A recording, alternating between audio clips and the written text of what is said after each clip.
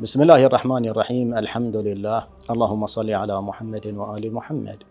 مسألة مهمة: إذا قطعت صلاة الجماعة الطواف. إذا قطعت صلاة الجماعة الطواف، فإن كان القاطع لمدة قصيرة لا تفوت معها الموالاة العرفية ك5 أو 6 دقائق، وهذا نادر، فحينئذ يكمل طوافه وطوافه صحيح.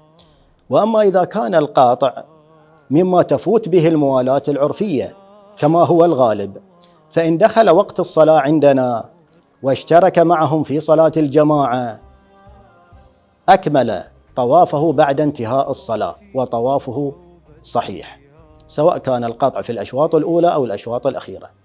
وأما إذا لم يشترك معهم في صلاة الجماعة ولو لعذر كعدم وجود المكان أو لكونه قد صلى سابقا أو لعدم دخول الوقت الشرعي، فحينئذ يبطل طوافه وتجب إعادته.